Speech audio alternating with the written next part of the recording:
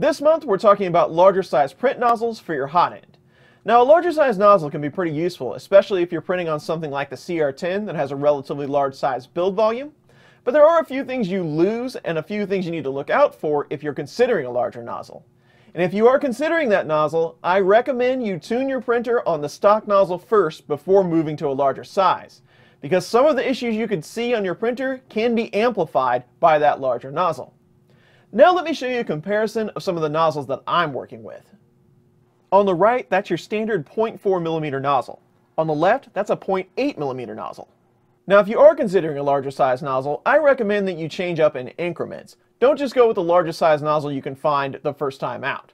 Because again, if you're going from a standard nozzle and you see certain types of issues, it could be multiplied by that larger nozzle. So maybe get a pack of nozzles that have a bunch of different sizes so you can go up gradually. I've found that a 0.4mm to a 0.8mm transition is pretty good. Even though that is double the size, the printer can usually handle that 0.8 just fine. Now let me show you some of the results that you can expect with a 0.8mm nozzle in print time and resolution. Now you can kind of ignore the quality on these because my CR10 isn't printing as good as it should because I'm working on some of the firmware settings, but you'll get the idea. We're mostly talking about resolution and size here. This is a standard benchy at 100% scale at 0.2mm layer heights. On my CR10, it took 1 hour and 47 minutes to print. This is a 200% benchy at 0.2mm layer heights. Again, you can kind of ignore the quality, it is a bit stringy, but this took 8 hours and 58 minutes to print on my CR10. And this is a 200% benchy printed at a 0.6mm layer height with a 0.8mm nozzle.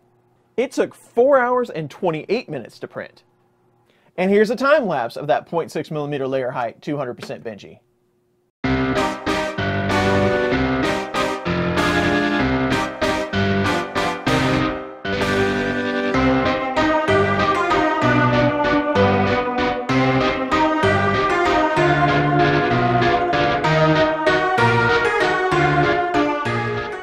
And just to give you an idea of the kind of resolution you're going to get at a 0.6mm layer height, this is the 0.2, this is the 0.6.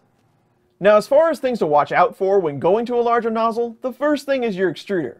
There's a lot of printers out there right now that are already at the top of what the extruder can do at the standard size nozzle.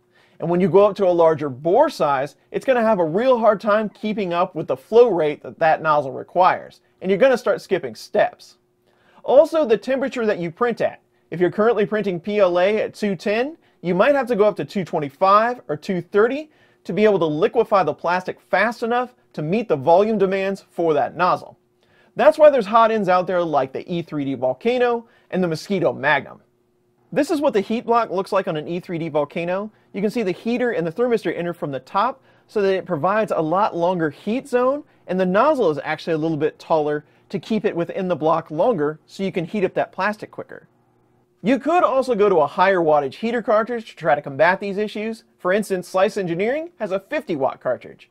And you could slow your printer down to try to meet the demands of that new nozzle, but that really defeats the purpose of getting those shorter durations by using a larger nozzle, unless you just really like larger layer heights.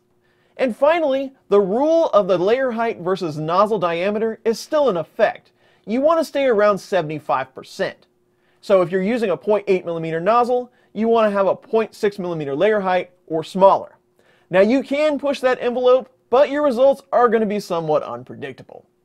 As always, a huge thanks to my Patreon supporters. These videos are just for you, and I'll see you on the next coffee break.